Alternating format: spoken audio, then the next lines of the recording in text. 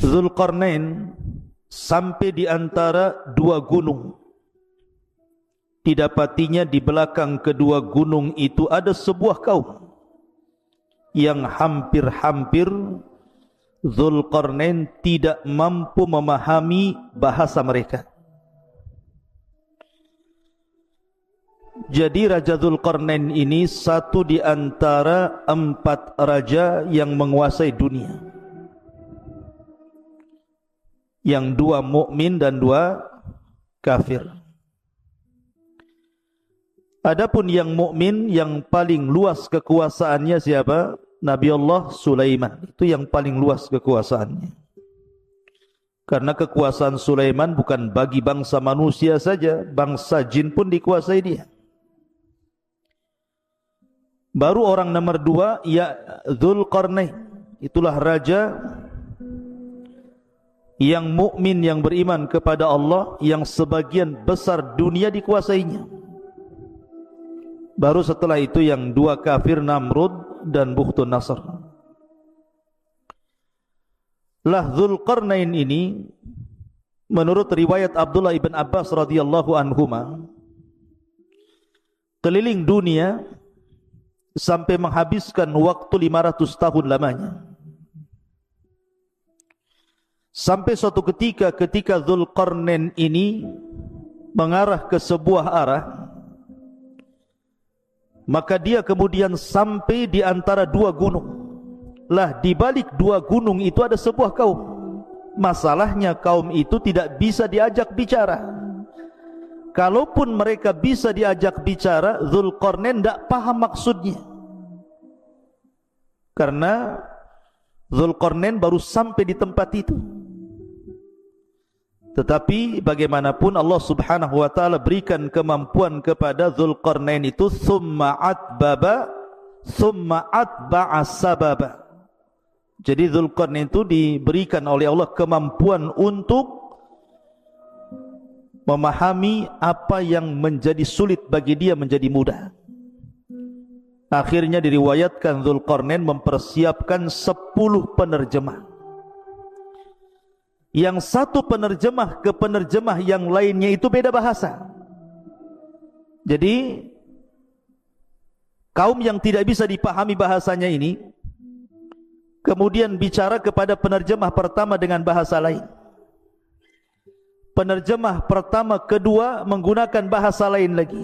Penerjemah kedua, ketiga menggunakan bahasa lain lagi. Sampai 10 bahasa untuk menerjemahkan keinginan kaum di balik 2 gunung itu. Setelah 10 bahasa, Dzulqarnain baru paham. Oh, maksudnya apa? Apa maksudnya keinginan mereka? Itu digambarkan dalam Al-Quran. Qalu, mereka mengatakan, ya Dzulqarnaini, inna Ya'juj wa Ma'juj mufsiduna fil ardi, fahal naj'alu laka kharjan ala an taj'al bainana wa bainahum sadda. Mereka mengatakan, ya Dzulqarnain, sesungguhnya ada sebuah kaum namanya Ya'juj dan juga Ma'juj. Mereka adalah makhluk perusak di bumi. Maka bolehkah kami membayarmu, memberikan imbalan agar engkau membuatkan antara kami dan mereka sebuah benteng yang sangat besar, biar mereka tidak datang lagi kemari. Kemudian Dzulqarnain mengatakan, qala ma makkani fihi rabbi khairun fa'inuni biquwatin aj'al bainakum wa bainahum radmah.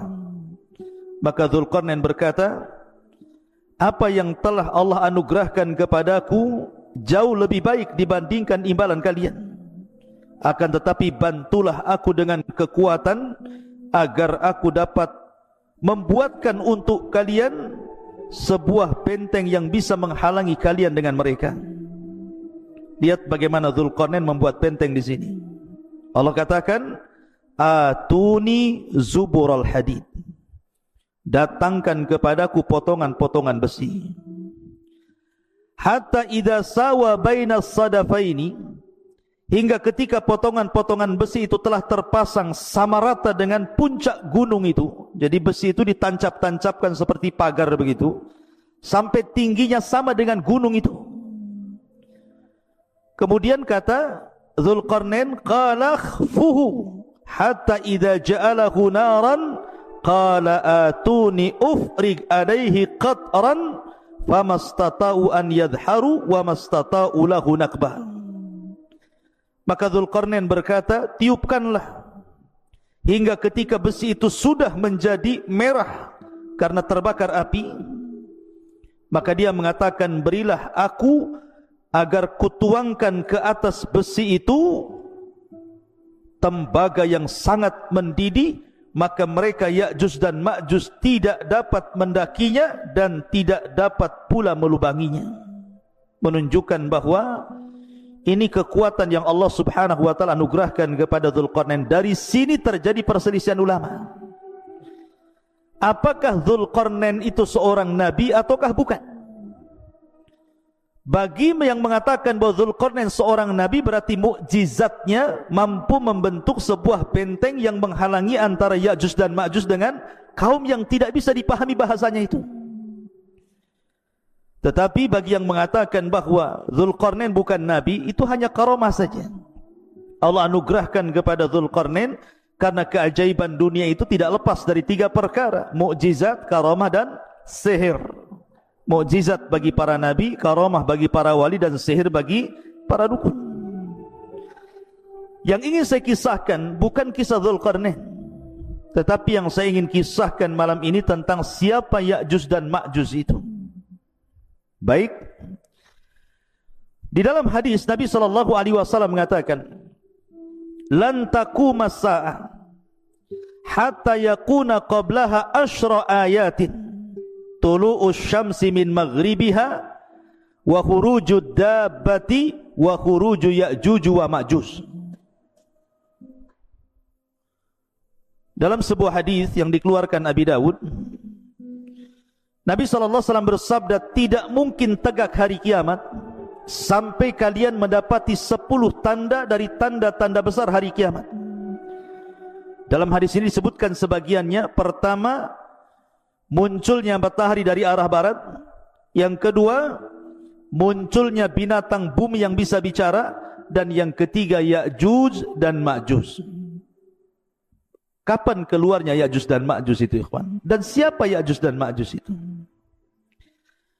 Ada yang mengatakan bahwa Ya'juj dan Ma'juj itu satu bapak dengan kita. Bukan satu bapak satu ibu. Kalau saya dengan antum itu satu bapak satu ibu, dari Adam dan Hawa. Tapi Ya'juj dan Ma'juj itu satu bapak saja, lain ibu dengan kita. Lalu siapa ibunya? Ada yang mengatakan bahwa suatu ketika Nabi Adam ini ihtilam, mandi ataupun mimpi basah, sehingga sampai mengeluarkan sperma. Lah spermanya Adam ini jatuh ke tanah. Rupanya karena jatuh ke tanah itulah akhirnya sperma yang menyatu dengan tanah itu tiba-tiba membentuk manusia dari tanah. Itulah yang disebut dengan Ya'juj dan Ma'juj. Jadi bapaknya Adam, ibunya tanah. Nah, itu pendapat yang pertama. Berarti Ya'juj dan Ma'juj dengan kita itu satu bapak, karena beda ibu. Kalau kita kan satu ibu satu bapak. Kalau mereka satu bapak dengan kita saja. Tapi tentu riwayat ini batil, ikhwan. Karena tidak bisa kita menetapkan sesuatu tanpa dalil. Ini cerita Israiliyat. Ya. Tetapi pendapat yang kuat bahwa Ya'juj dan Ma'juj itu satu bapak satu ibu dengan kita. Dia turunan Adam dan juga turunan Hawa. Allah Subhanahu wa taala berfirman dalam surah Al-Ankabut ayat 15, fa'anjaynahu wa ashabas safinati. Kami selamatkan Nuh dan seluruh orang-orang yang ada di perahunya. Dan Allah juga mengatakan dalam surah As-Saffat ayat 77, wa ja'alna dzurriyyatahu humul baqin. Dan kami jadikan seluruh anak turunan Nuh itu yang akan hidup sampai kiamat. Dari sini bahwa Ya'juj dan Ma'juj itu secara nasab itu sampai kepada Nuh alaihi salatu wassalam. Disebutkan bahwa dalam sebuah hadis yang diriwayatkan dalam kitab Al-Musnad ataupun dalam kitab Sunan, jadi Nuh alaihi salatu wassalam itu kan memiliki beberapa putra. Ada 4 putra, tetapi yang satu kafir. Namanya Kan'an, itu kafir, ikut agama ibunya dan mati tenggelam. Adapun yang tersisa adalah Syam, kemudian Ham, kemudian Yafis. Itu 3 putra Nuh yang masih hidup kala itu. Yang ada di perahu Nuh itu pertama Syam, kemudian Ham, kemudian Yafis. Adapun Syam itu disebut Abul Arab, bapaknya orang-orang Arab. Jadi seluruh orang Arab itu turunan Syam. Adapun Ham maka disebut Abu Sudan. Orang-orang Sudan, orang-orang berkulit hitam itu bapaknya siapa? Ham. Adapun Yafis itu Abu Turk, bapaknya orang-orang Turku. Bukan Turki, bukan. Turk itu adalah sebuah bangsa yang kemudian terdiri daripada beberapa bangsa-bangsa, dan itu diisyaratkan ke bangsa Asia kayak kita ini, itu turunan Yafis namanya. Jadi Turuk itu banyak kabilah-kabilah. Lah salah satu kabilah Turuk itu adalah Ya'juj dan Ma'juj. Jadi Ya'juj dan Ma'juj itu turunan daripada Yafis, dan Yafis ini putra Nuh alaihi salatu wassalam, dan nasab Nuh sampai kepada Adam alaihi salatu wassalam. Dari sini jelaslah bahwa Ya'juj dan Ma'juj itu manusia sama dengan kita. Dia bukan makhluk yang menyeramkan, bukan monster, bukan apa, bukan, sama dengan kita manusia, turunan Yafis ibn Nuh alaihi salatu wassalam. Ma'asyiral muslimin yang dimuliakan Allah subhanahu wa ta'ala, bicara tentang Ya'juj dan Ma'juj tentu juga tidak lepas daripada bicara tentang Dzulqarnain tadi. Karena bagaimanapun yang memenjarakan Ya'juj dan Ma'juj itu Dzulqarnain. Sedikit saya akan jelaskan secara singkat tentang Dzulqarnain biar antum paham. Dzulqarnain ini ikhwan adalah seorang raja yang menguasai dunia. Tadi saya katakan perselisihan ulama tentang Dzulqarnain, apakah dia nabi ataukah dia bukan, bahkan ada yang mengatakan dia malaikat. Tapi pendapat ini tidak benar. Dzulqarnain manusia, tetapi diperselisihkan apakah dia nabi atau bukan, dan yang rajih dia bukan nabi. Dan Dzulqarnain itu hidup di zaman Ibrahim. Ingat, Dzulqarnain hidup di zaman Nabi Ibrahim alaihi salatu wassalam. Bahkan dikatakan oleh Ibnu Utsaimin rahimahullahu ta'ala bahwa Dzulqarnain pernah tawaf bersama Ibrahim, dan dialah yang menjadikan Dzulqarnain itu masuk Islam. Jadi yang mendakwahkan dakwah tauhid kepada Dzulqarnain itu Nabi Ibrahim, sampai akhirnya Dzulqarnain masuk Islam, kemudian menjadi raja dunia, dan dia pernah tawaf bersama Nabi Ibrahim alaihi salatu wassalam. Ada yang mengatakan bahwa Dzulqarnain adalah Iskandar Yunan, atau disebut dengan Iskandar Al-Maqduni. Ini tidak benar. Memang Iskandar Yunan atau Iskandar Al-Maqduni yang dia punya guru namanya Aristoteles. Antum pernah dengar Aristoteles itu pendiri pemahaman filosof. Ya, kalau disebut dengan filosof Yunan itu artinya didirikan oleh Aristoteles. Nah, itu nanti ada murid-muridnya Plato dan yang lainnya. Ya, lah Aristoteles ini seorang Yunan, dialah yang kemudian menjadi guru besarnya Iskandar Al-Maqdun, atau disebut dengan Iskandar Al-Yunan. Memang di zaman itu Iskandar Al-Yunan Al-Maqdum itu menguasai dunia. Jadi banyak, setelah dia mengalahkan Persia, Romawi dan banyak bangsa-bangsa dikalahkan, sehingga orang menganggapnya dia Dzulqarnain karena menguasai barat dan timur, utara dan selatan. Sehingga sebagian orang mengatakan bahwa Dzulqarnain adalah Iskandar Al-Maqdun yang dididik oleh Aristoteles tadi, dan seorang filosof Yunan. Tidak benar. Kenapa tidak benar? Pertama, dari segi zaman sudah berbeda. Dzulqarnain itu di zaman Nabi Ibrahim. Sementara Aristoteles ini jauh, ya, jauh dibandingkan di zaman Nabi Ibrahim. Dia berabad-abad, dari mana enggak ketemu. Yang kedua, Dzulqarnain ini seorang muslim, orang yang bertauhid kepada Allah Azza wa Jalla, sementara Al-Iskandar Al-Makdun atau Yunan itu kafir, sehingga enggak ketemu. Dari segi agama saja tidak ketemu. Maka Dzulqarnain ya Dzulqarnain, orangnya lain. Kemudian Iskandar Al-Yunan atau Al-Makdun ya Iskandar Al-Makdun, lain lagi. Maka jangan disamakan, itu dua orang yang berbeda. Intinya bahwa Dzulqarnain adalah seorang raja, seorang muslim, masuk Islam di tangan Nabi Ibrahim alaihi salatu wassalam, kemudian menjadi raja dan menguasai dunia. Lah di zamannya inilah Ya'juj dan Ma'juj kemudian dibenteng oleh dia sehingga tidak bisa keluar. Adapun tentang sifat Ya'juj dan Ma'juj itu, bagaimana bentuknya sebenarnya? Ibnu Hajar rahimahullahu ta'ala menyebutkan beberapa pendapat para ulama tentang bentuk fisiknya Ya'juj dan Ma'juj itu. Kata beliau bahwa ada sebagian orang mengatakan bahwa Ya'juj dan Ma'juj itu badannya seperti syajaratil aruz, seperti pohon aruz. Pohon aruz itu berada di Syam atau tepatnya di Lubnan sana, di Libanon. Itu banyak pohon aruz, itu tinggi sekali, ya. Jadi pohon aruz itu sangat tinggi sekali, sampai dijelaskan tingginya itu ishruna wa mi'ata dhirah, 120 hasta. Satu hasta segini.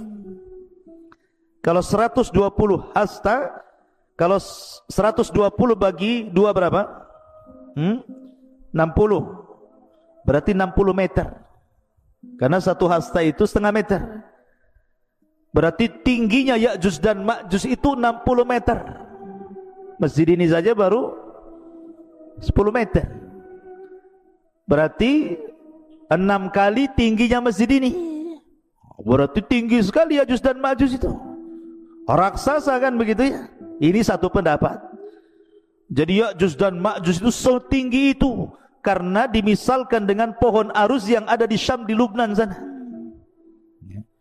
Ini satu pendapat. Pendapat yang kedua bahwa Ya'juj dan Ma'juj itu simfun arba'atu adru fi arba'ati adru. Satu dhira, satu hasta. Jadi dia tingginya 4 hasta, lebarnya 4 hasta. Nah, jadi kotak itu jadinya, ya. Jadi bentuk Ya'juj dan Ma'juj itu 2 meter tingginya, kemudian panjangnya juga 2 meter, lebarnya 2 meter, tingginya 2 meter. Jadi kayak kardus jadinya, ya. Jadi itu ada juga yang mengatakan Ya'juj dan Ma'juj itu seperti itu. Kemudian juga ada yang berpendapat simfun yaftarishuna adhanahum wa yaltahifuna bil ukhra. Jadi Ya'juj dan Ma'juj itu punya telinga besar sekali. Telinganya besar sekali, panjang. Jadi satu telinga digunakan untuk selimut dia kalau dia tidur, maka satu telinganya lagi digunakan untuk membunuh, untuk menyerang. Nah, ini kayak apa ini? Telinganya besar sekali, ya.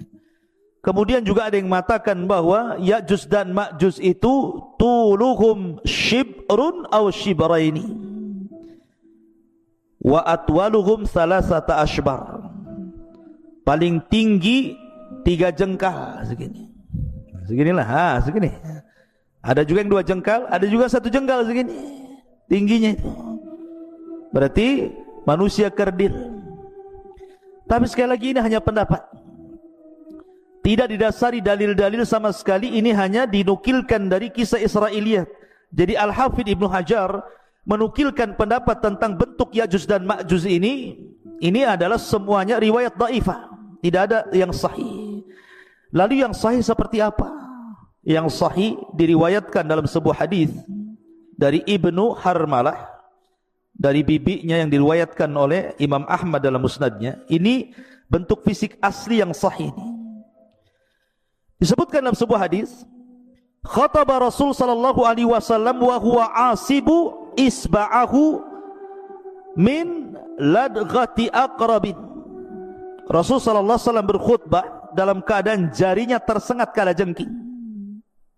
Kemudian beliau mengatakan, innakum taquluna la aduwa wa innakum la tazaluna tuqatiluna aduwan hatta ya'tiya ya'juj wa ma'juj iradul wujuh sigharul uyun syuhbus syi'af min kulli hadhabin yansilun ka'anna wujuhahum al-mujanal mutraqatu. Kata Nabi SAW, kalian mengatakan tidak ada musuh lagi, padahal sesungguhnya kalian akan terus memerangi musuh sampai datangnya sebuah kaum yang namanya Ya'juj dan Ma'juj. Siapa mereka? Mereka adalah lebar mukanya, kecil matanya alias sipit, warna putih di rambut atasnya. Mereka mengalir dari tempat-tempat yang tinggi, seakan-akan wajah mereka persis seperti perisai perang.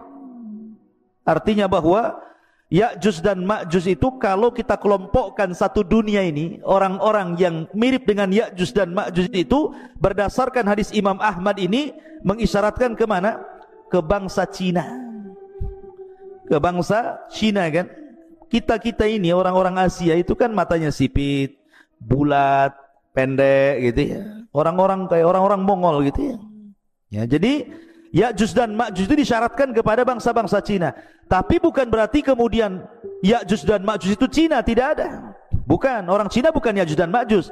Maksudnya fisiknya persis seperti mereka. Seperti orang Cina. Kalau Novel ini tidak seperti orang Cina, orang Bangla ini. Ya. Jadi Ya'juj dan Ma'juj itu seperti orang Cina, maksudnya fisiknya, tapi bukan berarti Cina itu Ya'juj Ma'juj, tidak. Karena ada yang berpendapat bahwa Ya'juj Ma'juj itu Cina, bukan. Kemudian benteng yang dibangun Dzulqarnain itu tembok Cina. Ya, enggak nyambung, ikhwan. Jaka sembung enggak nyambung. Kenapa? Karena tadi saya sudah jelaskan ayatnya kan, bahwa temboknya Dzulqarnain itu terbuat dari besi, kemudian dilumuri tembaga. Nah, tembok Cina dari mana? Dari tembok, dari batu bata aja disusun. Yang kedua, tembok Cina pernah roboh sebagiannya. Kalaupun seandainya dirudal itu bisa roboh, tapi benteng Ya'juj dan Ma'juj tidak bisa. Kuat sekali. Dan itu berdasarkan Al-Quran dan juga hadis Nabi SAW, tidak mungkin roboh benteng itu kecuali Allah izinkan roboh.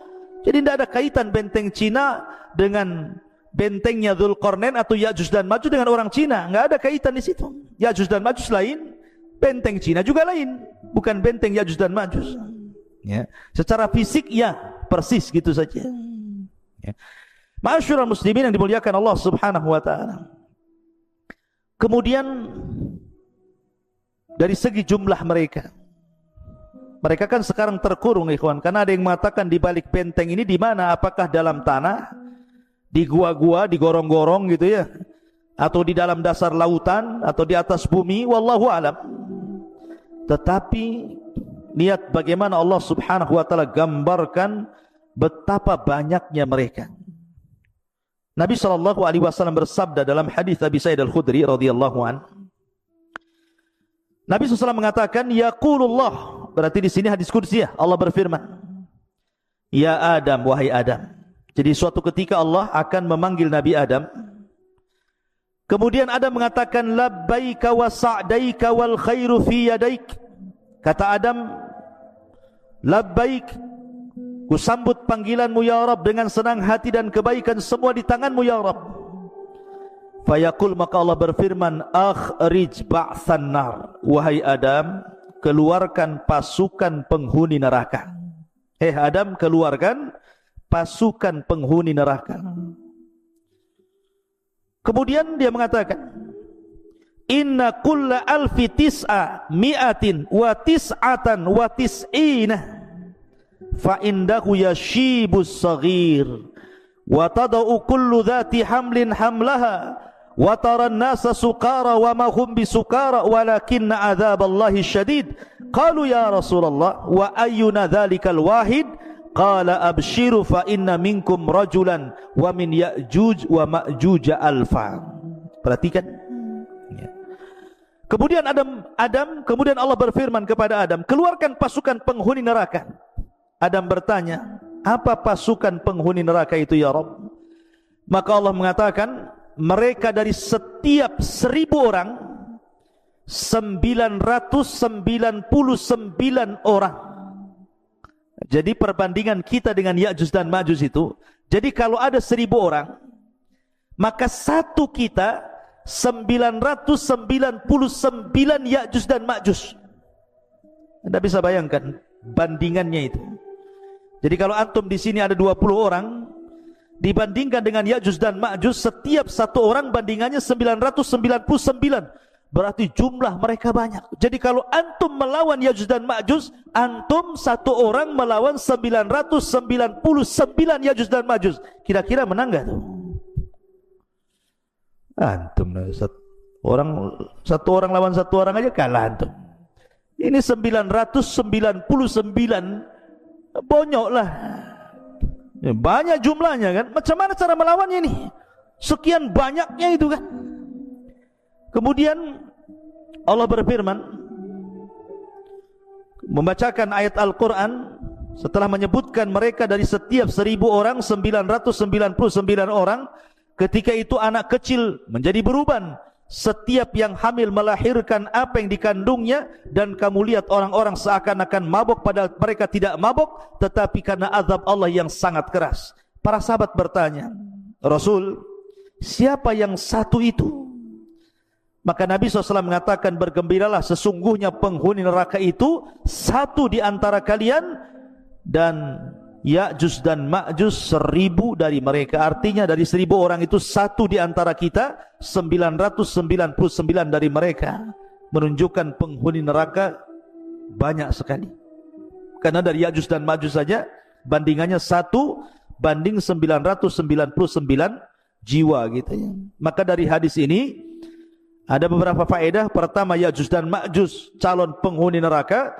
Yang kedua, jumlah mereka besar. Dan yang ketiga, mereka adalah turunan Adam alaihi salatu wassalam. Ada hadis, tetapi memang dilemahkan sebagian para ulama, yang mengatakan bahwa Ya'juj dan Ma'juj itu, jelaskan, Ya'juj ummatun wa Ma'juj ummatun, kullu ummatin arba'atu alafin ummah, la yamutur rajulu minhum hatta yang dura ila alfi dzakarin min sulbihi kulluhum qad hamala silah. Jadi ada hadis yang mengatakan satu orang Ya'juj dan Ma'juj itu tidak akan mati. Tidak akan mati sampai dia melahirkan anak cucunya, sampai jumlah mereka itu 1000 orang. Baru mereka mati. Jadi kalau Ya'juj dan Ma'juj ini mati, pasti sudah memiliki anak cucu dan jumlahnya 1000 orang, dan mereka sudah siap berperang dengan senjata mereka. Tapi hadis ini lemah ya. Tapi masyhur dalam kisah-kisah Ya'juj dan Ma'juj kalau dijelaskan oleh para ulama. Taib. Sekarang pertanyaannya, ada di mana Ya'juj dan Ma'juj itu sebenarnya? Karena di masa Khalifah Abbasiyah, ketika itu yang memimpin siapa? Al-Wathiq. Jadi para khalifah di zaman itu berusaha mencari-cari tahu di mana sih letak Ya'juj dan Ma'juj itu, ada di mana sebenarnya? Ada di hutan Jabal Uhud kah? Ada di manakah? Kita tidak tahu. Tapi yang jelas bahwa khalifah-khalifah di zaman dulu itu berusaha mencari tempat di mana Ya'juj dan Ma'juj itu. Lah salah satunya Khalifah Abbasiyah Al-Wathiq mengirim sebuah pasukan besar, kemudian mereka berjalan dari negeri ke negeri, dari daerah ke daerah, dari desa ke desa, dari lembah ke lembah, dari bukit ke bukit, padang pasir ke padang pasir, sampai akhirnya mereka sampai di sebuah benteng yang sangat kokoh. Dan itu disebutkan oleh Imam Ibnu Katsir dalam kitabnya. Jadi pasukan Al-Wathiq Khalifah Abbas ini berhasil menemukan benteng itu. Benteng itu sangat kokoh sekali. Karena ketika itu Khalifah Al-Wathiq bermimpi bahwa terjadi keretakan benteng itu dalam mimpinya. Makanya dia kirim pasukan untuk mencari benteng itu dan ketemu. Rupanya benteng yang sangat kokoh sekali, yang sangat tinggi sekali, yang tidak bisa diretakkan sama sekali. Akhirnya kemudian mereka pun menyisihkan pasukan mereka untuk menjaga benteng itu, kemudian pulang. Memang kisah ini Ibnu Katsir tidak menyebutkan sanadnya, tetapi beliau menyebutkan seperti itu. Cuman letaknya di mana masalahnya? Ya. Lah dari sini ikhwatu fiddin muliakan Allah Azza wa Jalla, sebagian ulama mengatakan bahwa Ya'juj dan Ma'juj itu terletak di antara dua lautan yang disebut dengan lautan Aswad, lautan hitam, dan lautan Qazwin. Namanya lautan Qazwin dan lautan hitam, di tengah-tengahnya. Ada juga yang mengatakan seperti yang dikatakan oleh Al-Imam At-Tabari, Al-Imam At-Tabari rahimahullahu taala, bahwa letak Ya'juj atau bentengnya Dzulqarnain yang dibaliknya itu ada Ya'juj dan Ma'juj, itu baina Armenia wa Adribijan walakin lam yasil ahadun ila dzalik. Kata At-Tabari mengatakan bahwa letak benteng Dzulqarnain atau letak Ya'juj dan Ma'juj itu ada di antara Armenia dan Adribijan. Antara Armenia dan Adribijan, mungkin kalau sekarang mungkin dekat Georgia namanya, Georgia gitu ya. Nah, di sekitar Georgia sana. Nah, sekitar itulah. Mungkin dari Cina itu ke arah mana itu? Ke arah selatan atau ke utara gitu ya. Nah, sekitar itu. Tapi yang jelas tidak ada satupun orang yang sampai ke situ. Adapun kisah Ibnu Katsir tentang delegasi Khalifah Abbasi Al-Wathiq ini wallahu alam, karena tidak bersanad masalahnya. Tapi yang jelas kita yakini bahwa Ya'juj dan Ma'juj itu ada di balik benteng Dzulqarnain. Kapan keluarnya? Wallahu alam, karena itu tanda dari tanda-tanda kiamat besar. Sekarang bagaimana keluarnya? Bagaimana cara keluarnya? Ma'asyiral muslimin yang dimuliakan Allah Azza wa Jalla, saya akan runut satu tanda kiamat sebelum keluarnya Ya'juj dan Ma'juj. Kita tahu bahwa sebelum keluarnya Ya'juj dan Ma'juj itu, dari tanda-tanda kiamat besar adalah keluar Dajjal. Dajjal dulu ya. Dajjal dulu keluar, baru kemudian Ya'juj dan Ma'juj. Jadi Dajjal ini fitnahnya adalah fitnah agama. Jadi Dajjal itu fitnahnya fitnah agama. Fitnah agama artinya bahwa Dajjal ini sama sekali tidak merusak seperti Ya'juj dan Ma'juj. Memang murni fitnah agama, tidak ada kaitan dengan Ya'juj dan Ma'juj. Ya. Lah kemudian Allah Subhanahu wa ta'ala takdirkan turun Isa bin Maryam, kemudian membunuh Dajjal. Lah ketika Isa bin Maryam telah membunuh Dajjal inilah, baru kemudian muncul Ya'juj dan Ma'juj. Lah ketika itu Allah Subhanahu wa ta'ala memerintahkan Isa untuk sembunyi, karena kalau melawan tidak akan sanggup. Karena Rasul yang mengatakan kaum ini tidak bisa diperangi, bukan tidak bisa dibunuh, tidak bisa diperangi karena jumlahnya banyak masalahnya. Tadi saya katakan kalau antum melawan Ya'juj dan Ma'juj, berarti satu dari antum melawan 999. Macam mana cara membunuhnya? Yang ada kita yang dibunuh mereka gitu ya. Makanya karena saking banyak jumlahnya itulah, makanya Rasul SAW bersabda bahwa kaum ini tidak bisa diperangi. Makanya kenapa Allah Subhanahu wa ta'ala merintahkan Isa untuk membawa pasukan kaum muslimin sembunyi di Bukit Tur. Enggak usah dilayan. Kalau kau maksa perang pasti kalah. Ya. Akhirnya kemudian Isa hanya bertawakal kepada Allah Azza wa Jalla, sampai akhirnya mereka kelaparan di bukit itu, sampai kepala kerbau jauh lebih berharga dibandingkan emas dan perak. Karena mereka enggak bisa keluar. Dikepung. Saking banyaknya Ya'juj dan Ma'juj itu. Ya. Lah dari sini ikhwatu fillah muliakan Allah Azza wa Jalla, Allah Subhanahu wa ta'ala berfirman, ataupun hadis Nabi SAW dari Sam'an, dari Nawas ibn Sam'an, idh awhallahu ila Isa, Allah Subhanahu wa ta'ala mewahyukan kepada Isa bin Maryam, inni qad akhrajtu ibadan li la yadani li ahadin biqitalihim faharriz ibadi ila Tur. Sesungguhnya aku mengeluarkan hamba-hambaku yang tidak ada kemampuan bagi seorang pun untuk memeranginya. Biarkanlah mereka hamba-hambaku menuju Tur. Jangan dilayan Ya'juj dan Ma'juj itu. Wa yab'atsullahu Ya'juj wa Ma'juj wa hum min kulli hadabin yansilun. Maka Allah Subhanahu wa taala mengeluarkan Ya'juj dan Ma'juj, mereka mengalir dari setiap ketinggian seperti bah api saking banyaknya.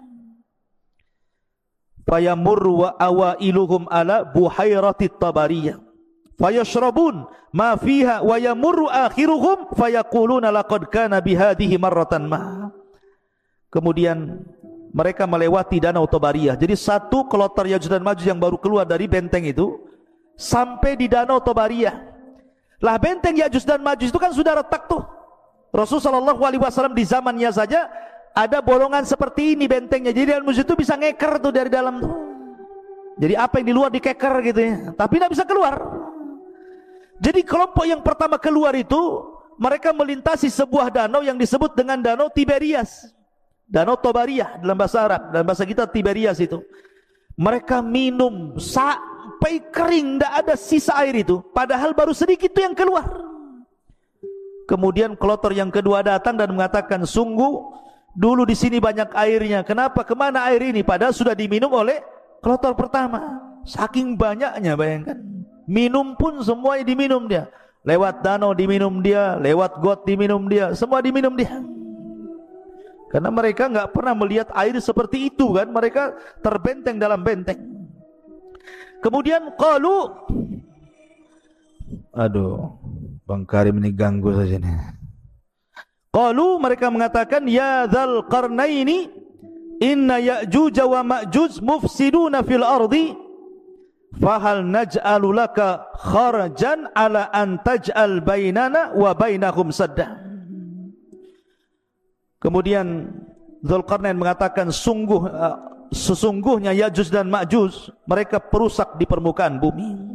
Jadi ikhwan, ketika Ya'juj dan Ma'juj keluar itu, Ya'juj dan Ma'juj itu fitnahnya berbeda dengan Dajjal. Kalau Dajjal itu kan fitnah agama. Kamu kalau ikut saya senangkan, tapi kalau tidak ikut saya bunuh kau. Bahasanya seperti itu. Ataupun mungkin fitnah yang lain, fitnah dabatul ar gitu ya, fitnah binatang yang melata dari perut bumi, tugasnya stempel saja, mukmin kafir gitu. Tapi Ya'juj dan Ma'juj ini memang asli merusak, tidak ada hubung kait dengan agama. Pokoknya keluar saja, dia dibantainya semua orang yang di luarasnya. Lihat pohon ditebang, lihat bangunan dirobohkan, lihat air disedot airnya, lihat lautan habis dimakannya. Pokoknya semua yang ada depannya dihancurkan dan tidak dibangun lagi. Jadi tugasnya yang merusak saja. Semua dirusak, hutan dirusak, bangunan dirusak, orang dibantai. Bahkan ada yang mengatakan bahwa kalau dia membunuh di luarasnya, bukan hanya dibunuh, dimakan bangkainya. Jadi mereka itu kanibal, memakan. Bahkan sesama mereka pun mereka memakan. Bagi Ya'juj dan Ma'juj meninggal, salah satu di antara mereka dimakan jasadnya. Sampai seperti itu gitu ya kerusakannya. Jadi ngeri gitu ya. Ya'juj dan Ma'juj itu, makanya wajar kalau seandainya tidak ada satupun ras di luar Ya'juj dan Ma'juj, kecuali mereka akan dibantai, dibunuh, dimakan. Kecuali yang sembunyi, mereka selamat. Kalau enggak sembunyi, mereka tidak selamat. Makanya kemudian Ya'juj dan Ma'juj ini, mereka akan terus menyerang di luarasnya, akan keliling dunia, akan membantai ke desa-desa, ke kota-kota, ke daerah-daerah, ke kutub-kutub. Mereka akan meluas di mana-mana. Sampai ketika mereka sudah puas karena merasa sudah tidak ada lagi yang diserang, sombong mereka. Kesombongan itulah sampai kemudian mereka mengatakan, qatalna man fil ardi sanaqtuluhu man fis sama, katanya. Kami sudah membantai orang-orang yang di bumi, sekarang yang di langit ku bantai juga, katanya. Lihat, dia mau membantai orang-orang yang di langit, malaikat. Bumi ini kecil ikhwan, dibandingkan dengan langit, kata Nabi SAW, seperti kita punya cincin dilempar ke padang pasir. Bumi itu cincinnya, padang pasir itu langitnya. Apalagi panah tombak kecil-kecil lagi kan gitu ya. Kemudian dilemparkan ke bumi, macam mana coba? Cincin dilempar ke padang pasir. Lah bumi ini cincinnya, langit di padang pasirnya. Kemudian mereka melempar tombak, melempar tanah ke langit, panah-panah ke langit. Kemudian mereka ditipu oleh Allah. Wa yakiduna kaida. Tiba-tiba Allah sedot itu panah sama tombak itu sampai keluar jalur awan, sampai gak kelihatan ya. Kemudian setelah tombak dan panah mereka itu menembus awan-awan, tiba-tiba kemudian dibalikan lagi sama Allah. Dan Allah subhanahu wa ta'ala kemudian lumuri di ujung-ujungnya itu darah-darah, seolah-olah mereka sudah membunuh orang-orang yang ada di langit, padahal tidak ada satu makhluk yang terkena tembakan itu. Allah hendak menipu daya mereka sehingga mereka makin sombong. Sekarang mana lagi, di langit sudah kami bunuh, di bumi sudah kami bunuh, mana lagi katanya. Sombongnya mereka. Dari itulah maka akhirnya Allah subhanahu wa ta'ala al-jaza'u min jinsil amal, mulai Allah membalas perbuatan mereka. Masyarul muslimin yang dimuliakan Allah subhanahu wa ta'ala, lah Ya'juj dan Ma'juj ini sebenarnya mereka susah keluar sebenarnya. Setiap hari itu mereka sampai hari ini mereka hendak keluar melobangi. Jadi kalau sudah lubang kemudian matahari mulai terbit, maka matahari mulai terbenam, maka mereka kemudian pulang lagi. Begitu setiap hari, ya. Ketika mereka datang lagi, rupanya lubang yang kemarin sudah tertutup lagi. Sampai akhirnya di akhir zaman, kata Nabi SAW, pimpinan mereka Ya'juj dan Ma'juj mengatakan kepada anak buahnya, "Ghadan nahfiru insyaallah." Besok, kata Ya'juj dan Ma'juj, pemimpinnya mengatakan, kita akan gali lagi lubang ini insya Allah. Setelah diilhamkan pemimpinnya mengucapkan insya Allah, maka tiba-tiba lubang itu tidak kembali lagi, tetap lubang. Akhirnya digali sampai mereka bisa menembus di luar benteng. Dari situ Allah mengatakan min kulli hadabin yansilun, keluar semua dari lubang itu, kemudian membantai membunuh di luarasnya. Masyarul muslimin yang dimuliakan Allah azza wa jalla. Lalu bagaimana akhir perjalanan Ya'juj dan Ma'juj itu? Jadi ketika Ya'juj dan Ma'juj itu sudah membantai semua di luar rasnya, manusia-manusia di luar rasnya, kecuali yang selamat ya, tadi Isa dan para pengikutnya yang ada di Bukit Tur, dan orang-orang yang sembunyi entah di mana, entah berantah, yang penting mereka selamat. Maka Isa melihat kerusakan itu kemudian berdoa kepada Allah agar Allah menghancurkan mereka. Dari sini Allah subhanahu wa ta'ala kemudian mengutus apa? Naghaf. Apa Naghaf? Naghaf itu semacam ulat.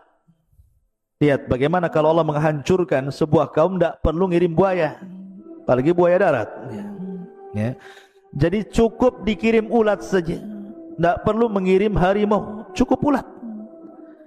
Jadi ketika Ya'juj dan Ma'juj itu sedang tertidur, semuanya tertidur, istirahat, tiba-tiba Allah kirim ulat banyak sekali, di mana-mana ada ulat. Rupanya ulat itu berjalan ke belakang sampai di tengkuknya. Tiba-tiba Allah subhanahu wa ta'ala jadikan ujung mulut ulat itu menembus tengkuk Ya'juj dan Ma'juj, masuk dari belakang, kemudian merusak isi badannya. Subhanallah, seperti listrik kalau antum cabut gardunya itu, apa yang terjadi? Bukan satu yang mati, satu batang mati. Kalau gardunya dicabut, satu batang mati. Artinya ketika satu Ya'juj dan Ma'juj mati, semua mati. Bukan ini dulu mati, besok ini, minggu depan ini, enggak, ya. Jadi satu mati, mati semua. Subhanallah, coba bayangkan bagaimana Allah subhanahu wa ta'ala bisa mewafatkan Ya'juj dan Ma'juj dalam satu waktu. Tidak harus menunggu hari ini, besok, bulan, dah. Satu mati semua. Subhanallah. Dan bangkainya Ya'juj dan Ma'juj setiap satu bengkal ada, satu jengkal, karena jumlah mereka banyak. Sehingga Isa bin Maryam kebingungan ketika melihat jusas, bangkai-bangkai Ya'juj dan Ma'juj yang berserakan di sana sini. Maka kemudian Isa pun berdoa kembali untuk Allah membersihkan mereka. Dikirimlah burung-burung unta, burung-burung besar seperti unta. Kemudian diangkatlah jasadnya. Dalam riwayat Musnad Imam Ahmad, dilempar ke lautan, entah berantah laut mana. Yang jelas bukan laut Batam sini, yang jelas laut mana. Sampai bersih bumi. Yang namanya bangkai dibuang, tetap masih ada sisanya. Maka Isa berdoa lagi agar betul-betul Allah subhanahu wa ta'ala membersihkan bumi. Maka Allah kirimkan hujan, sampai hujan ini membuat banjir, sehingga sisa-sisa Ya'juj dan Ma'juj masuk ke sungai-sungai, masuk ke solokan, masuk ke laut-lautan. Akhirnya betul-betul bersih bumi. Allah kembalikan bumi seperti di zaman Adam. pohonnya besar-besar, sampai pohon delima, satu buah, satu kampung bisa masuk ke cangkangnya. Bisa bayangkan, pohonnya besar, satu buah delima, itu kalau dibelah, satu kampung bisa masuk ke cangkangnya itu, sambil makan di dalam. Kalau delima sekarang segede gini, sudah kecut lagi kecil gini. Jadi nanti di akhir zaman itu delima itu ruman itu besar sekali. Ya, bisa puluhan masuk di situ. Karena Allah suburkan kembali sebagaimana di zaman ketika awal bumi dihidupkan, subur. Dari sini akhirnya Isa bin Maryam mulai membawa pasukan Imam Mahdi yang sudah meninggal, memimpin dunia, mematahkan salib, kemudian membunuh babi, kemudian menegakkan keadilan. Bagi yang tidak mau ikut syariat Islam maka akan dibantai, bagi yang ikut maka selamat. Sampai akhirnya Isa pun haji. Setelah haji kemudian Isa bin Maryam meninggal dunia. Hanya 7 tahun setelah itu Isa bin Maryam meninggal dunia. Kemudian kemudian Allah berfirman kepada Adam, keluarkan pasukan penghuni neraka. Adam bertanya, apa pasukan penghuni neraka itu ya Rabb? Maka Allah mengatakan, mereka dari setiap 1000 orang 999 orang. Jadi perbandingan kita dengan Ya'juj dan Ma'juj itu, jadi kalau ada 1000 orang, maka satu kita 999 Ya'juj dan Ma'juj. Anda bisa bayangkan bandingannya itu. Jadi kalau antum di sini ada 20 orang, dibandingkan dengan Ya'juj dan Ma'juj, setiap satu orang bandingannya 999. Berarti jumlah mereka banyak. Jadi kalau antum melawan Ya'juj dan Ma'juj, antum satu orang melawan 999 Ya'juj dan Ma'juj. Kira-kira menang gak tuh? Antum satu orang lawan satu orang aja kalah antum. Ini 999, bonyok lah. Banyak jumlahnya kan. Macam mana cara melawannya ini? Sekian banyaknya itu kan. Kemudian Allah berfirman, membacakan ayat Al-Quran, setelah menyebutkan mereka dari setiap 1000 orang 999 orang. Ketika itu anak kecil menjadi beruban. Setiap yang hamil melahirkan apa yang dikandungnya, dan kamu lihat orang-orang seakan-akan mabuk padahal mereka tidak mabuk, tetapi karena azab Allah yang sangat keras.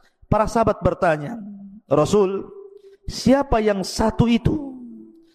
Maka Nabi SAW mengatakan, bergembiralah, sesungguhnya penghuni neraka itu satu di antara kalian, dan Ya'juj dan Ma'juj 1000 dari mereka. Artinya dari 1000 orang itu satu di antara kita, 999 dari mereka.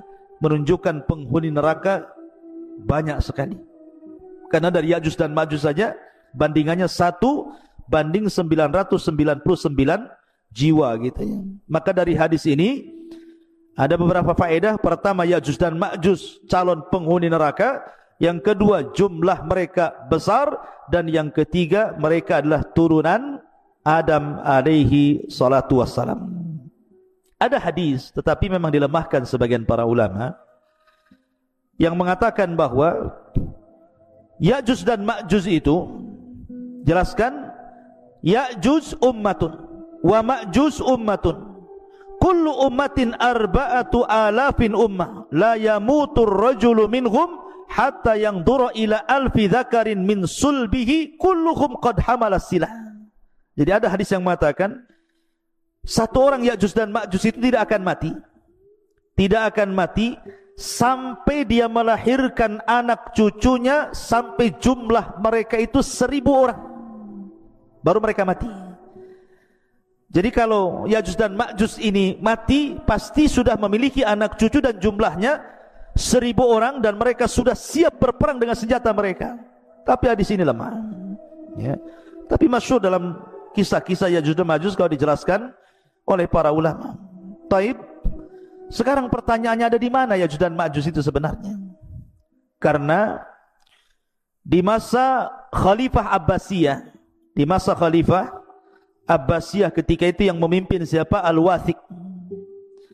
Jadi para khalifah di zaman itu berusaha mencari-cari tahu di mana sih letak Ya'juj dan Ma'juj itu, ada di mana sebenarnya? Ada di hutan Jabal Uhud kah? Ada di manakah? Kita tidak tahu. Tapi yang jelas bahwa khalifah-khalifah di zaman dulu itu berusaha mencari tempat di mana Ya'juj dan Ma'juj itu. Lah salah satunya Khalifah Abbasiyah Al-Wathiq mengirim sebuah pasukan besar, kemudian mereka berjalan dari negeri ke negeri, dari daerah ke daerah, dari desa ke desa, dari lembah ke lembah, dari bukit ke bukit, padang pasir ke padang pasir, sampai akhirnya mereka sampai di sebuah benteng yang sangat kokoh. Dan itu disebutkan oleh Imam Ibnu Katsir dalam kitabnya. Jadi pasukan Al-Wathiq Khalifah Abbas ini berhasil menemukan benteng itu.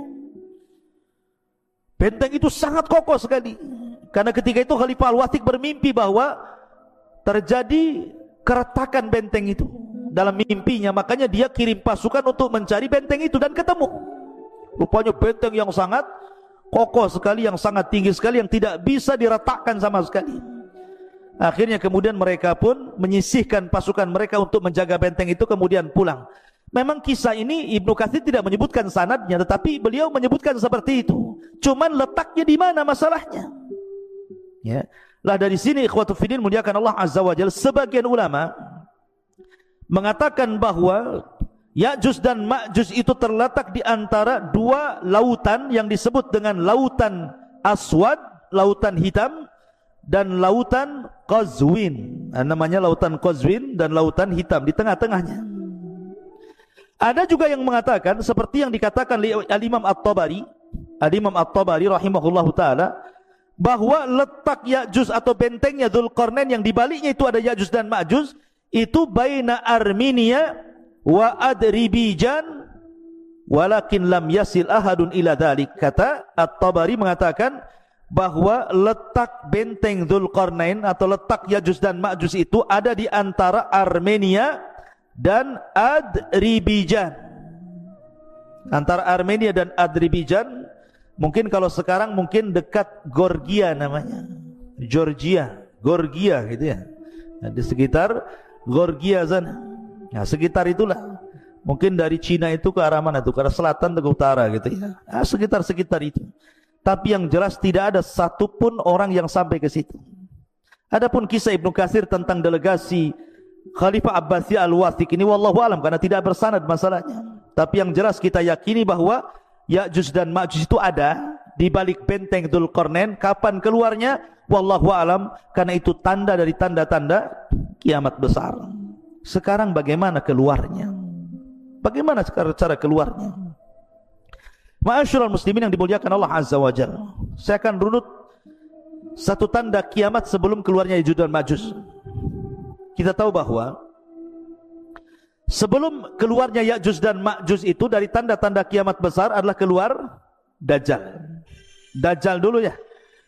Dajjal dulu keluar, baru kemudian Ya'juj dan Ma'juj. Jadi Dajjal ini fitnahnya adalah fitnah agama. Jadi Dajjal itu fitnahnya fitnah agama. Fitnah agama artinya bahwa Dajjal ini sama sekali tidak merusak seperti Ya'juj dan Ma'juj. Memang murni fitnah agama, tidak ada kaitan dengan Ya'juj dan Ma'juj. Ya. Lah kemudian Allah Subhanahu wa ta'ala takdirkan turun Isa bin Maryam, kemudian membunuh Dajjal. Lah ketika Isa bin Maryam telah membunuh Dajjal inilah baru kemudian muncul Ya'juj dan Ma'juj. Lah ketika itu Allah Subhanahu wa ta'ala memerintahkan Isa untuk sembunyi, karena kalau melawan tidak akan sanggup. Karena Rasul yang mengatakan kaum ini tidak bisa diperangi, bukan tidak bisa dibunuh, tidak bisa diperangi karena jumlahnya banyak masalahnya. Tadi saya katakan kalau antum melawan Ya'juj dan Ma'juj, berarti satu dari antum melawan 999. Macam mana cara membunuhnya? Yang ada kita yang dibunuh mereka gitu ya. Makanya karena saking banyak jumlahnya itulah, makanya Rasul sallallahu alaihi wasallam bersabda bahwa kaum ini tidak bisa diperangi. Makanya kenapa Allah Subhanahu wa ta'ala merintahkan Isa untuk membawa pasukan kaum muslimin sembunyi di Bukit Tur. Enggak usah dilayan. Kalau kau maksa perang pasti kalah. Ya. Akhirnya kemudian Isa hanya bertawakal kepada Allah Azza wa Jalla, sampai akhirnya mereka kelaparan di bukit itu sampai kepala kerbau jauh lebih berharga dibandingkan emas dan perak. Karena mereka nggak bisa keluar, dikepung. Saking banyaknya Ya'juj dan Ma'juj itu. Lah dari sini ikhwatu fillah muliakan Allah Azza wa Jalla, Allah Subhanahu wa taala berfirman, ataupun hadis Nabi sallallahu alaihi wasallam dari Sam'an, dari Nawas ibn Sam'an, idz auhallahu ila Isa, Allah Subhanahu wa taala mewahyukan kepada Isa bin Maryam, inni qad akhrajtu ibadan li la yadani li ahadin biqitalihim faharriz ibadi ila tur. Sesungguhnya aku mengeluarkan hamba-hambaku yang tidak ada kemampuan bagi seorang pun untuk memeranginya. Biarkanlah mereka hamba-hambaku menuju Tur. Jangan dilayan Ya'juj dan Ma'juj itu. Wa yab'atsullahu Ya'juj wa Ma'juj wa hum min kulli hadabin yansilun. Maka Allah Subhanahu wa taala mengeluarkan Ya'juj dan Ma'juj, mereka mengalir dari setiap ketinggian seperti bah api saking banyaknya. Fayamurru wa awailuhum ala buhairatit tabariyah fayashrabun ma fiha wa yamurru akhiruhum fayaquluna laqad kana bihadhihi marratan ma. Kemudian mereka melewati danau Tabariyah. Jadi satu kloter Ya'juj dan Ma'juj yang baru keluar dari benteng itu sampai di danau Tabariyah. Lah benteng Ya'juj dan Ma'juj itu kan sudah retak tuh. Rasulullah sallallahu alaihi wasallam di zamannya saja ada bolongan seperti ini bentengnya. Jadi musuh itu bisa ngeker tuh dari dalam tuh. Jadi apa yang di luar dikeker gitu ya, tapi tidak bisa keluar. Jadi kelompok yang pertama keluar itu, mereka melintasi sebuah danau yang disebut dengan danau Tiberias, danau Tabariyah dalam bahasa Arab, dalam bahasa kita Tiberias itu. Mereka minum sampai kering, tidak ada sisa air itu, padahal baru sedikit itu yang keluar. Kemudian kloter yang kedua datang dan mengatakan, sungguh dulu di sini banyak airnya. Kenapa? Kemana air ini? Padahal sudah diminum oleh kloter pertama. Saking banyaknya, bayangkan. Minum pun semuanya diminum dia. Lewat danau diminum dia, lewat got diminum dia, semua diminum dia. Karena mereka nggak pernah melihat air seperti itu kan. Mereka terbenteng dalam benteng. Kemudian qalu, aduh, Bang Karim ini ganggu saja nih. Qalu, mereka mengatakan, ya dzal qarnaini inna Ya'juj wa Ma'juj mufsiduna fil ardi fahal naj'alu laka kharajan ala an taj'al bainana wa bainahum sadda. Kemudian Dzulqarnain mengatakan, sesungguhnya Ya'juj dan Ma'juj mereka perusak di permukaan bumi. Jadi ikhwan, ketika Ya'juj dan Ma'juj keluar itu, Ya'juj dan Ma'juj itu fitnahnya berbeda dengan Dajjal. Kalau Dajjal itu kan fitnah agama. Kamu kalau ikut saya senangkan. Tapi kalau tidak ikut saya bunuh kau. Bahasanya seperti itu. Ataupun mungkin fitnah yang lain. Fitnah dabatul ar gitu ya. Fitnah binatang yang melata dari perut bumi, tugasnya stempel saja. Mukmin kafir gitu. Tapi Ya'juj dan Ma'juj ini memang asli merusak. Tidak ada hubung kait dengan agama. Pokoknya keluar saja, dia dibantainya semua orang yang di luarasnya. Lihat pohon ditebang, lihat bangunan dirobohkan, lihat air disedot airnya, lihat lautan habis dimakannya. Pokoknya semua yang ada di depannya dihancurkan dan tidak dibangun lagi. Jadi tugasnya yang merusak saja. Semua dirusak, hutan dirusak, bangunan dirusak, orang dibantai. Bahkan ada yang mengatakan bahwa kalau dia membunuh di luarasnya, bukan hanya dibunuh, dimakan bangkainya. Jadi mereka itu kanibal, memakan. Bahkan sesama mereka pun mereka memakan. Bagi mamanya Ya'juj dan Ma'juj meninggal, salah satu di antara mereka dimakan jasadnya.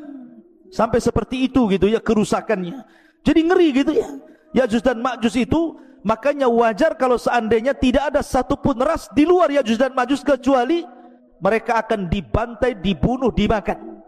Kecuali yang sembunyi, mereka selamat. Kalau enggak sembunyi, mereka tidak selamat. Makanya kemudian Ya'juj dan Ma'juj ini, mereka akan terus menyerang di luarasnya, akan keliling dunia, akan membantai ke desa-desa, ke kota-kota, ke daerah-daerah, ke kutub-kutub. Mereka akan meluas di mana-mana. Sampai ketika mereka sudah puas karena merasa sudah tidak ada lagi yang diserang, sombong mereka. kesombongan itulah sampai kemudian mereka mengatakan qatalna man fil ardi sanaqtuluhu man fis sama, katanya. Kami sudah membantai orang-orang yang di bumi, sekarang yang di langit ku bantai juga, katanya. Lihat, dia mau membantai orang-orang yang di langit, malaikat.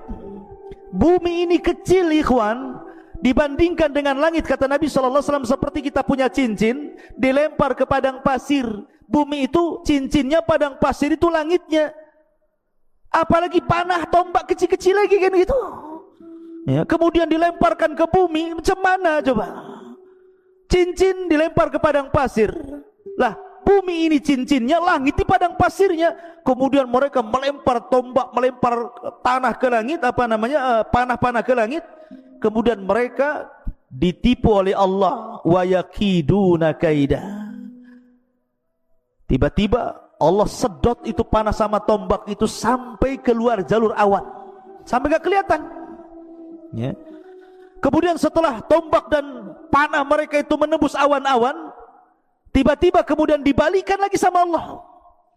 Dan Allah Subhanahu wa ta'ala kemudian lumuri di ujung-ujungnya itu darah-darah, seolah-olah mereka sudah membunuh orang-orang yang ada di langit, padahal tidak ada satu makhluk yang terkena tembakan itu. Allah hendak menipu daya mereka sehingga mereka makin sombong. Sekarang mana lagi, di langit sudah kami bunuh, di bumi sudah kami bunuh, mana lagi, katanya.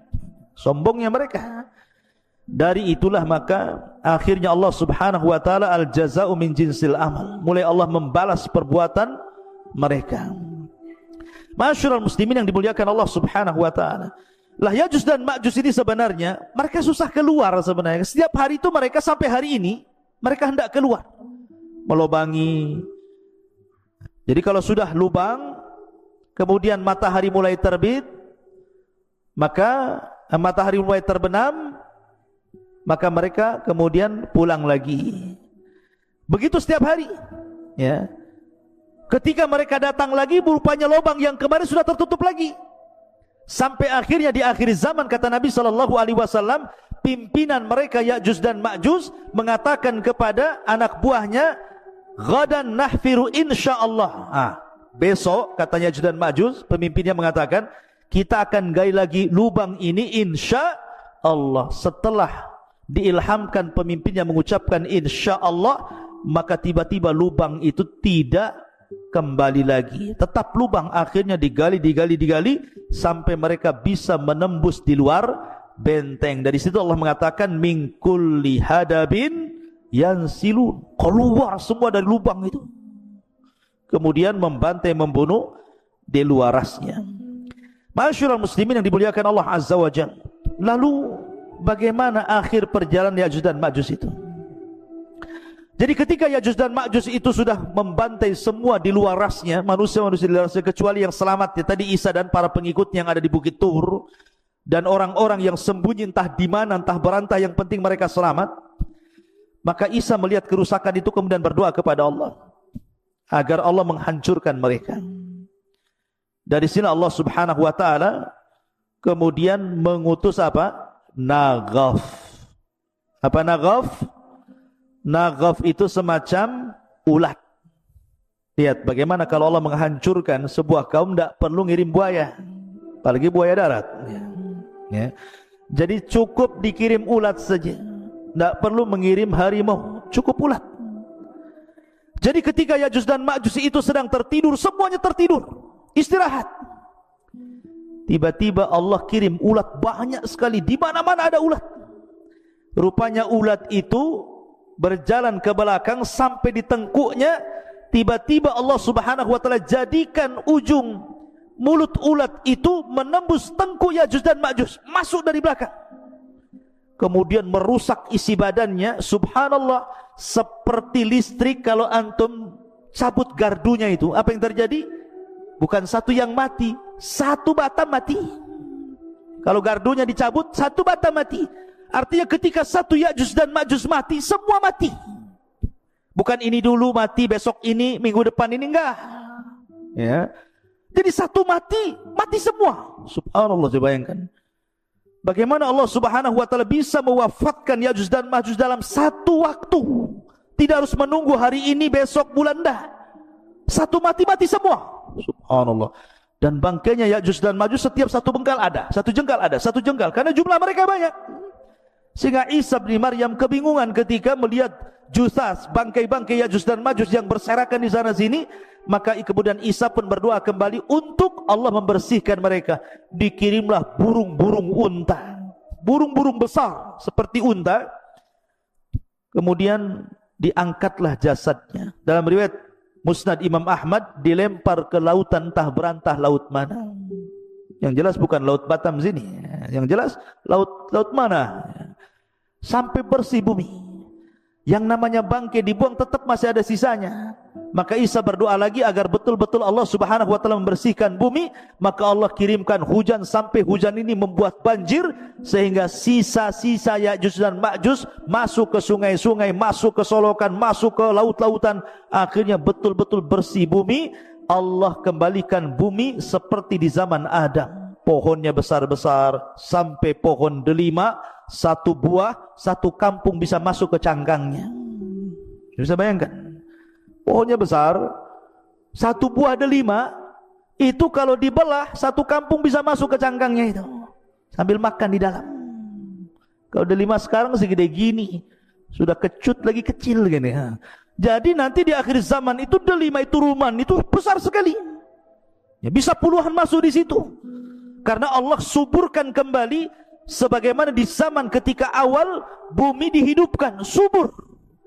Dari sini akhirnya Isa bin Maryam mulai membawa pasukan Imam Mahdi yang sudah meninggal, memimpin dunia, mematahkan salib, kemudian membunuh babi, kemudian menegakkan keadilan. Bagi yang tidak mau ikut syariat Islam maka akan dibantai, bagi yang ikut maka selamat. Sampai akhirnya Isa pun haji. Setelah haji kemudian Isa bin Maryam meninggal dunia. Hanya 7 tahun setelah itu Isa bin Maryam meninggal dunia. Nah, itu diantara kisah Ya'juj dan Ma'juj yang disebutkan dalam surah Al-Kahfi.